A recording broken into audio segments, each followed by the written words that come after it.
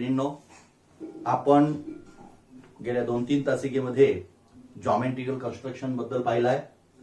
या geometrical construction मधलं construction of triangle यामधील त्रिकोण रचना, यामध्ये कोणत्या कोणत्या घटकाप्रमाणे आपण घटक दिले असता त्रिकोण काढू शकतो या बाबतीत पाहिलं. पहिला प्रकार पाहिला होता आपण की 3 बाजू दिल्या असता त्रिकोण काढणे. दुसरा प्रकार पाहिला होता आपण की 2 बाजू आणि त्यांनी समाविष्ट केलेला कोन दिला असता त्रिकोण काढणे. आज आपण तिसरा प्रकार पाहणार आहोत आणि तो म्हणजे काय, to construct a triangle given 2 angles and the included side. याचा अर्थ काय? याचा अर्थ असा की 2 कोन आणि त्यांनी समाविष्ट केलेली बाजू दिली असता त्रिकोण काढणे. 2 कोन आणि त्या 2 कोनांनी समाविष्ट केलेली बाजू दिली असता त्रिकोण काढणे. Example, construct a triangle XYZ such that length YX is equal to 6 centimeter. Measurement of angle ZXY is equal to 30 degree and measurement of angle XYZ is equal to 100 degree. म्हणजे या ठिकाणी आपल्याला असं दिसून येते लेंथ YX म्हणजे ही बाजू दिलेली आहे 6 सेंटीमीटरची आणि या ठिकाणी measurement of angle ZXY 30 degree म्हणजे हा एक अँगल दिलेला आहे आणि measurement of angle XYZ is equal to 100 degree म्हणजे हा दुसरा अँगल दिलेला आहे. हे 2 अँगल दिलेले आहे आणि या 2 अँगलनी समाविष्ट केलेली बाजू दिली असता त्रिकोण काढायचा आपल्याला. मी तुम्हाला या अगोदरच सांगितलं की कोणतीही फेअर फिगर काढताना पहिल्यांदा रफ फिगर काढणे आवश्यक आहे, कारण रफ फिगर जर काढली आपण तर मग आपल्याला फेअर फिगर काढताना त्याचा त्रास होत नाही आणि ती रफ फिगर दिलेल्या मापाच्या योग्य प्रमाणात काढणे आवश्यक आहे. आता ही कशी काढायची?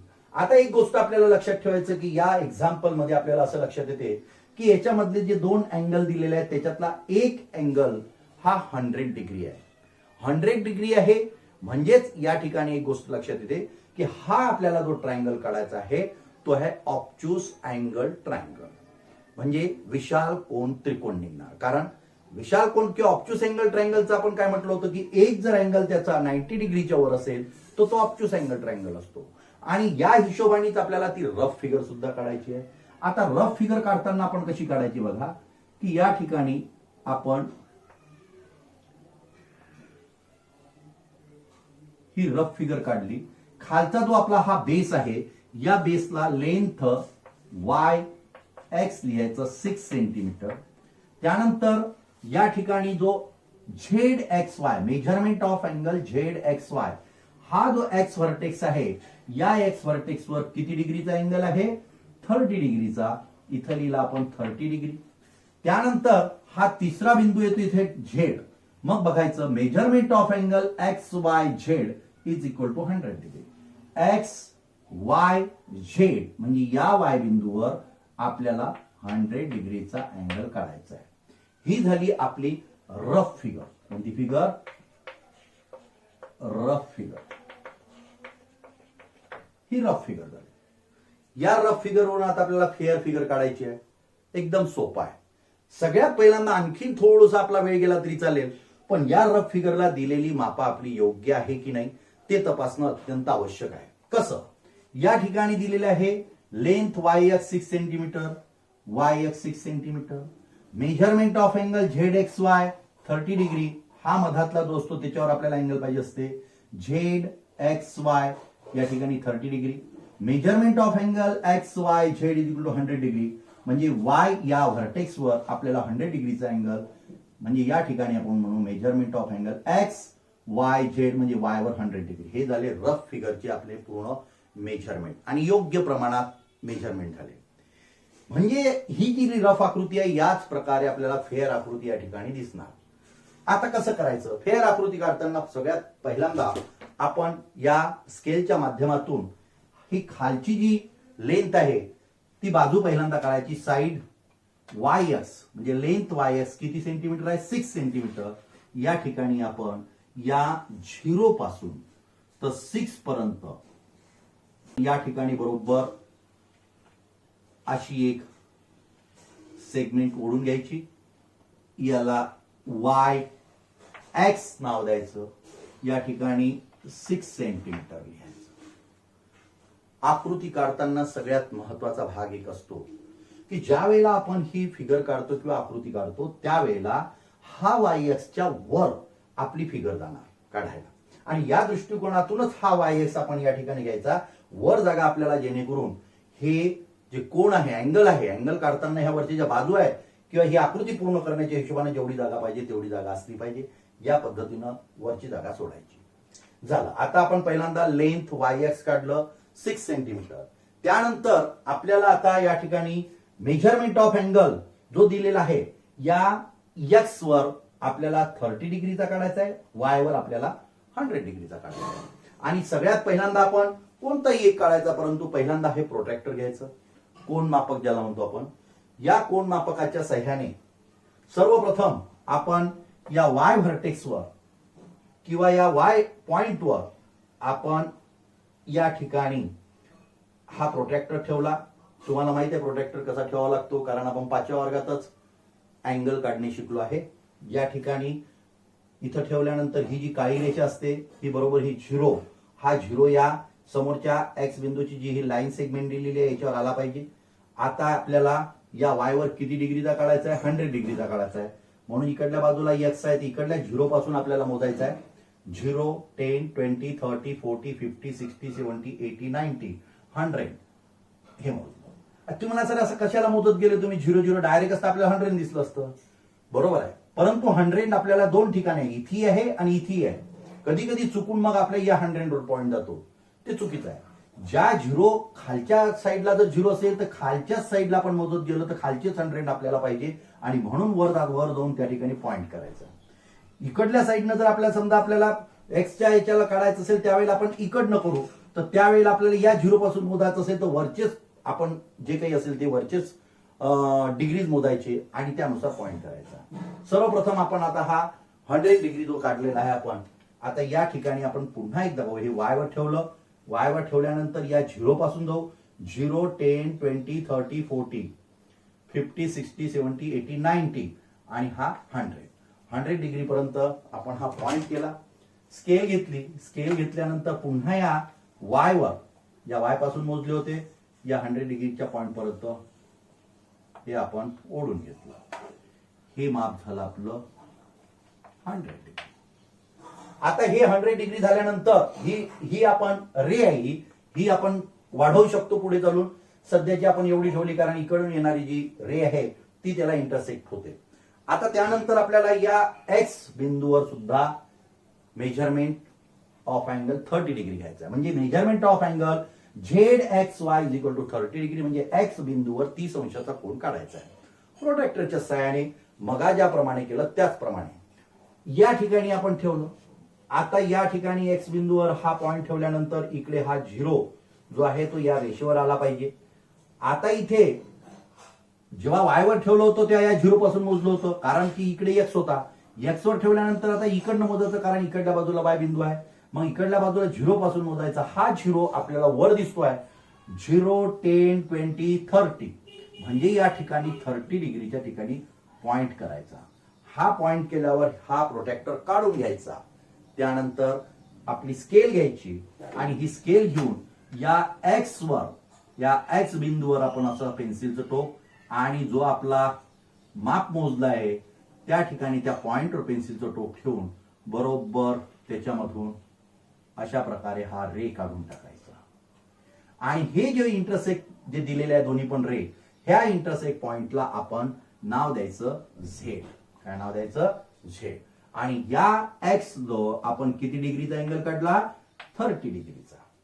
अशा प्रकारे ही आपली पूर्ण रफ फिगर वरून फेअर फिगर पूर्ण कंप्लीट झालेली आहे. एकदा आपण चेक करून घ्यायचं. चेक करताना या रफ फिगरची मेजरमेंट पाहायची. Y x 6 centimetre 6 centimetre. Measurement of angle ZXY 30 degree, ZXY 30 degree.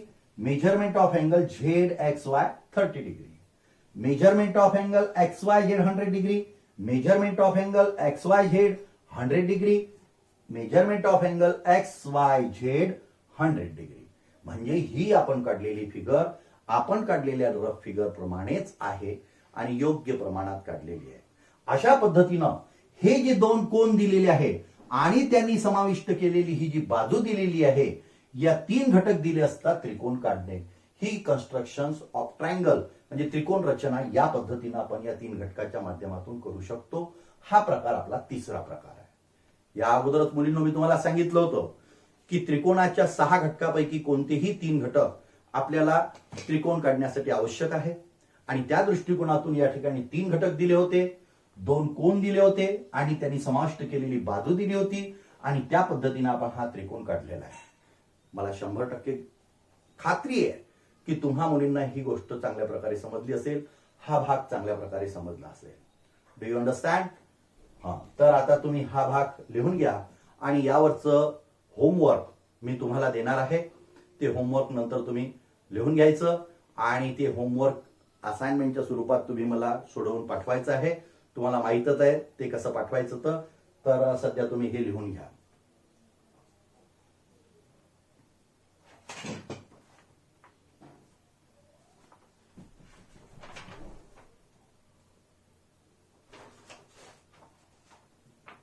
तर मुलींनो, आता आपल्याला या पद्धतीने पेज नंबर 6 वरचं प्रॅक्टिस सेट नंबर 4, या प्रॅक्टिस सेट नंबर 4 मधले आपल्याला पूर्ण ही गणित याच पद्धतीने सोडवायचे आहे आणि त्या दृष्टिकोनातून तुम्हाला प्रॅक्टिस सेट नंबर 4 हे सोडवून पाठवायचं आहे. ओके, समजलं? ठीक आहे. यानंतरचा जो भाग आहे तो आपण एक चौथा प्रकार सुद्धा समजून घेऊ. म्हणजे चौथा प्रकार जर समजला तुम्हाला तर तुम्हाला समोरचा भाग सुद्धा करायला सोपा जाईल. आता चौथा प्रकार कोणता आहे? तर चौथा प्रकार असा आहे, हा समजला? ठीक आहे, मोडू.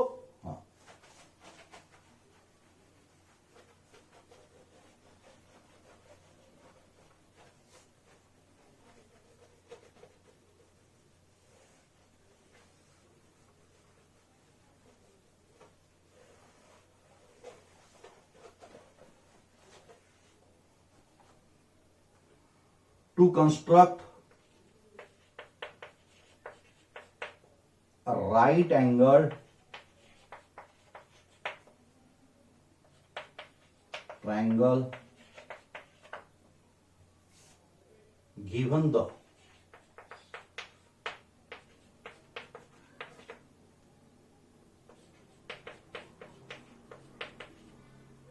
hypotenuse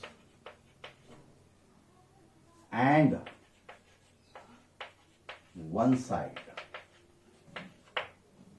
given the hypotenuse and one side. मुलींनो, हा त्रिकोण रचनेचा चौथा प्रकार आहे. या ठिकाणी एक एक्झाम्पल दिलेला आहे. Draw triangle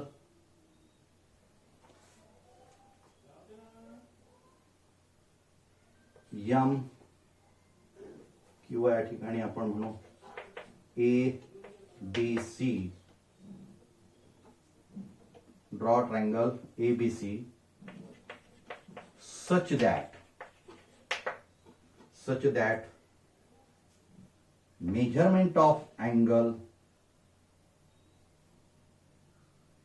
ABC, measurement of angle ABC is equal to 90 degree, length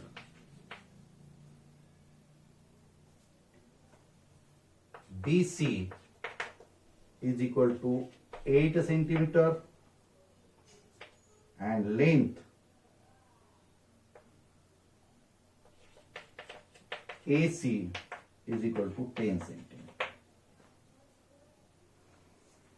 पहा मुलींनो, या ठिकाणी हे जे आपण उदाहरण घेतलेलं आहे, हे उदाहरण आपण या चौथ्या प्रकारावर घेतलेलं आहे. पहिली गोष्ट, या चौथ्या प्रकाराचा अर्थ समजून घ्या. म्हणजे त्रिकोणाची रचना करताना ह्या चौथ्या प्रकारे सुद्धा आपण त्रिकोणाची रचना करू शकतो.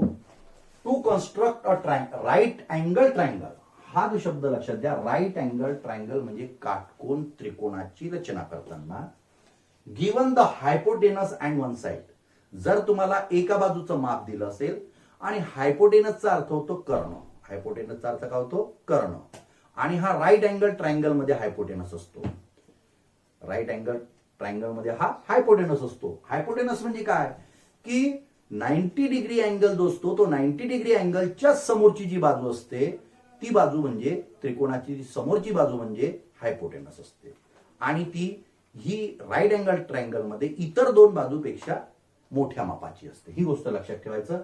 आणि म्हणून या ठिकाणी तुमच्या असं लक्षात येते की हा जो दिलेला माप आहे हे पूर्ण राईट अँगल ट्रायंगल काढण्याचं माप आहे. म्हणजे तुम्ही म्हणा सर याच्या अगोदर आपण अशा प्रकारचं गणित केलेलं आहे की दोन बाजू दिली आहे, एक कोन दिलाय, हो बरोबर आहे, परंतु या ठिकाणी हा जो अँगल दिलाय हा 90 डिग्रीचा आहे आणि म्हणून हा राईट अँगल ट्रायंगल तर होणार. Draw triangle ABC such that measurement of angle ABC is equal to 90 degree. ABC is equal to 90 degree. Then length BC is equal to 8 centimeter and length AC is equal to 10 centimeter. सगळ्यात पहिल्यांदा आपण rough figure काढायची आणि rough figure काढताना हा right angle triangle काढायचा म्हणजे काटकोन त्रिकोण काढायचा. आता ही काढली मी रफ फिगर. ही रफ फिगर काढल्यानंतर आता या रफ फिगरला आपल्याला योग्य प्रमाणात या ठिकाणचे व्यवस्थित माप किंवा त्यांची जी काही लेंथ असेल ती त्या पद्धतीने आपल्याला द्यायची आहे. आता सगळ्यात पहिल्यांदा काय करायचं, सगळ्यात पहिल्यांदा या दोन लेंथ मधली सगळ्यात लहान लेंथ जी आहे लेंथ BC ही 8 सेंटीमीटर आहे, तर इथं फक्त 8 लिहायचं. किती लिहायचं 8 सेंटीमीटर. आता प्रश्न आहे की हा BC हा लिहायचा आहे आपल्याला, म्हणून या ठिकाणी आपण लिहिलं B आणि या ठिकाणी लिहिलं C, कारण हा या दोन मधला जो एक बिंदू इकडे असतो, ज्या एका बिंदूचं नाव C इकडे आहे, व्हर्टेक्सचं नाव C इकडे आहे, म्हणजे आपल्याला हा C इकडे हायपोटेनस साठी पाहिजे असते. आणि या दृष्टिकोनातून हा BC झाला 8 सेंटीमीटर. तिसरा जो आहे हा A इथं लिहिला. मग आता आपल्या लक्षात येते की या ठिकाणी AC किती आहे 10 सेंटीमीटर, म्हणून AC हे झालं 10 सेंटीमीटर. आणि मेजरमेंट ऑफ अँगल ABC म्हणजे B या शिरोबिंदूवर हा 90 डिग्रीचा अँगल आपण न लिहिता अशा प्रकारचा सिम्बॉल जरी केला तरी हा 90 डिग्रीचा अँगल आहे हे दर्शवलं जातं. आणि म्हणून या अँगल B वर हा 90 डिग्रीचा आहे. आलं लक्षात. या पॉइंट B वर हा जो अँगल B आहे म्हणजे अँगल ABC हा जो आहे हा 90 डिग्रीचा आहे. आणि मी तुम्हाला पहिलेच सांगितलं की 90 डिग्री म्हणजे या 90 डिग्रीच्या समोरची जी ही बाजू असते हिला आपण हायपोटेनस म्हणतो. काय म्हणतो तिला हायपोटेनस. आणि ही हायपोटेनस इतर दोन बाजूपेक्षा ही मोठी असते आणि म्हणून आपण ही मोठी बाजू खाली न काढता ही या ठिकाणी काढली. ही झाली त्याची रफ फिगर. रफ फिगर जर चांगली असेल किंवा बरोबर योग्य प्रमाणात दिली असेल तर आपल्याला फेअर फिगर काढताना या मापाकडे बघायची गरज नाही. आपण या मापाच्या हिशोबानेच आपण आकृती काढणार. आता कशी काढायची पहा. सगळ्यात पहिल्यांदा आपण या ठिकाणी लेंथ BC काढायची. किती सेंटीमीटर आहे 8 सेंटीमीटर. तुमच्या जवळ असलेल्या स्केलच्या माध्यमातून या ठिकाणी 0 to 8 पर्यंत हे असं मेजरमेंट घ्यायचं आणि या 0 पासून तर 8 सेंटीमीटर पर्यंतची ही सेगमेंट काढायची. जिला नाव देतो BC. ही झाली 8 सेंटीमीटर. किती सेंटीमीटर 8. त्यानंतरचा दुसरा भाग आता काय काढायचा, तर दुसरा भाग काढायचा आपल्याला अँगल. काय काढायचा अँगल 90 डिग्रीचा काढायचा आहे. आणि अँगल 90 डिग्रीचा काढताना प्रोटेक्टरची मदत घेणं अत्यंत आवश्यक आहे. तुम्ही सेट स्क्वेअरच्या माध्यमातूनही काढू शकता, पण आपला जो हा प्रोटेक्टर आहे या B बिंदूवर ठेवला आणि ठेवल्यानंतर हा 0 मी तुम्हाला पहिलेच सांगितलं की याच्यावर असला पाहिजे. आता या 0 पासून मोजायचं की या 0 पासून मोजायचं. मी सांगितलं तुम्हाला की दुसरा बिंदू इकडल्या बाजूला आहे, आपली ही लाईन सेगमेंट इकडल्या बाजूला आहे, म्हणून या 0 पासून मोजायचं. कुठपर्यंत 90 पर्यंत. 0 10 20 30 40 50 60 70 80 90. तुम्ही एक बघा की या 90 डिग्रीच्या वर सुद्धा ही पूर्ण रेषा 90 आहे, म्हणजे वरून जरी इकडून मोजत आणले तरी 90 इथे येते, इकडून खालून जरी मोजत आले तरी 90 येते. म्हणून 90 बघताना इकडून न मोजता डायरेक्ट तुम्ही 90 पाहून या ठिकाणी पॉइंट केला तरीही चालतो, तरीही चालतो, फक्त 90 डिग्रीच्या बाबतीत. मग इतर तुम्हाला डिग्री मोजायची असेल तर मात्र खालून इकडल्या बाजूला मोजून राहिले असेल तर मोजत जा, म्हणजे चुका होणार नाही. इकडल्या बाजूला मोजत जात असेल तर वरचं जेवढे डिग्री येतात दिसतात ते मोजत जा आणि बरोबर पॉईंट करा, म्हणजे चुकवणार नाही.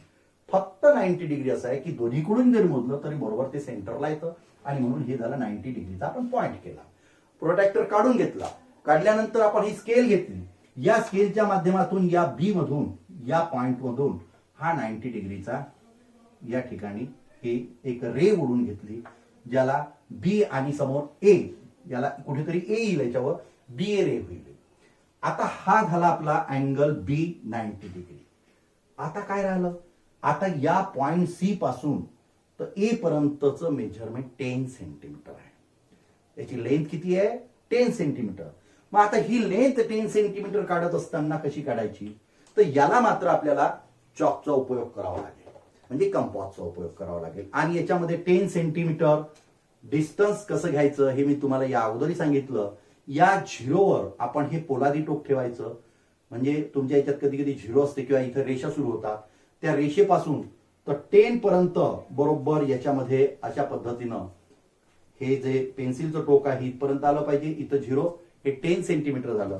किंवा मी तुम्हाला सांगितलं होतं की या ठिकाणी ठेवायचं, या ठिकाणी या 10 वर असा पॉइंट करायचा, या ठिकाणी जिथून सुरू झालं तिथून झिरो पासून पॉइंट करायचा, म्हणजे हा पॉइंट आणि हा 10चा पॉइंट आपण ठेवला.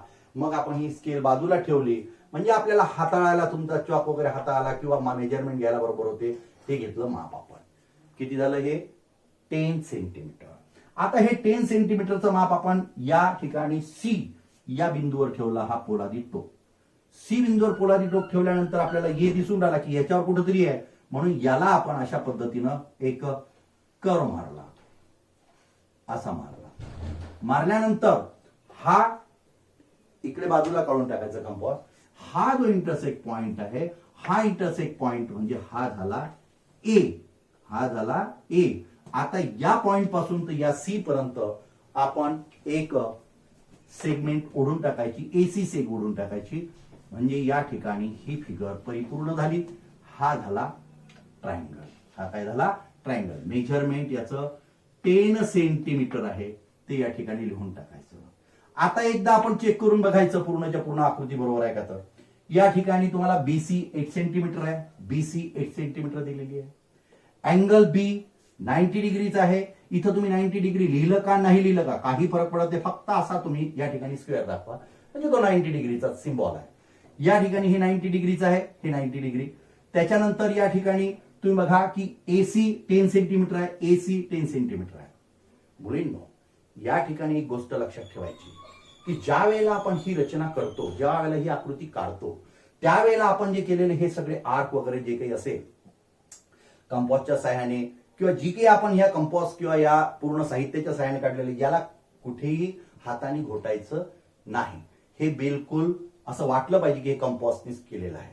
नाही तर काही मुली काय करतात, आकृती काढतात, असं मारलं हातानं, जोडून टाकलं अंदाजे. असं करायचं नाही, कारण हे ओळखू येते आणि हे शिक्षकाच्या बिलकुल लक्षात येते. तेव्हा मला 100% खात्री आहे की तुम्हाला हा भाग निश्चित समजला असेल की जर तुम्हाला to construct a right angle triangle given the hypotenuse and one side, जेव्हा तुम्हाला काटकोन त्रिकोण काढायचा असतो, त्या काटकोन त्रिकोणाची जर तुम्हाला एक बाजू आणि कर्ण दिला असता, काटकोन त्रिकोण काढणे हा चौथा प्रकार आहे. त्रिकोणाची एक बाजू आणि कर्ण दिला असता काटकोन त्रिकोण काढणे, हे रचना तुम्हाला आली. आणि एक गोष्ट चांगल्या प्रकारे लक्षात ठेवा की हा हायपोटेनस शब्द फक्त राईट अँगल ट्रायंगल मध्येच येतो, आणि म्हणजे हायपोटेनस आला म्हणजे 100% आपल्याला राईट अँगल ट्रायंगलच काढावायचा आहे. आणि या दृष्टिकोनातून जर तुम्हाला नुसतं हायपोटेनस दिलं आणि नुसतं वन साइड दिलं आणि तुम्हाला राईट अँगल 90 डिग्री दिलंच नाही, तरी समजून जायचं की हायपोटेनसची बाजू आहे, त्याच्या समोरचा तिसरा बिंदू हा जो आहे तो तिसरा बिंदू म्हणजे त्याच्यावर राईट अँगल आहे. समजा नुसता हायपोटेनस एसी दिलं असेल तुम्हाला, हायपोटेनस एसी, आणि तुम्हाला लेंथ दिलेली आहे समजा बीसी, आणि तुम्हाला म्हटलं की राईट अँगल ट्रायंगल काढा, तर तुम्ही लक्षात घ्यायचं की सगळ्यात मोठं माप कोणतं आहे, एसीचं आहे. आणि आज या ठिकाणी बीसी 8 सेंटीमीटर आहे, हे 10 सेंटीमीटर आहे, म्हणजे एसी मध्ये तिसरा त्रिकोणाचा शिरोबिंदू कोणता नाही आहे, बी नाही आहे. म्हणजे बी वर आपल्याला 90 डिग्रीचा निश्चितपणे अँगल काढायचा आहे, हे लक्षात घ्यायचं. आणि या पद्धतीनं आपल्याला हे रचना करायची आहे. कळलं का, डू यू अंडरस्टँड. तर अशा पद्धतीनं तुम्हाला यावरची सुद्धा उदाहरणं करायची आहेत. तुमच्या पुस्तकामध्ये तुम्हाला या ठिकाणी प्रॅक्टिस सेट 5 जे दिलेलं आहे, या प्रॅक्टिस सेट 5 चे जेवढे काही उदाहरण आहेत ते उदाहरणं याच पद्धतीनं सोडवायचे आहेत. तेव्हा तुम्ही प्रॅक्टिस सेट 5, तसं प्रॅक्टिस सेट 5 मी तुम्हाला होमवर्कसाठी पाठवत आहे, तर प्रॅक्टिस सेट 5 चे पूर्ण गणित याच पद्धतीनं तुम्ही सोडवाल आणि मला तुम्ही पाठवाल. Okay, thanks.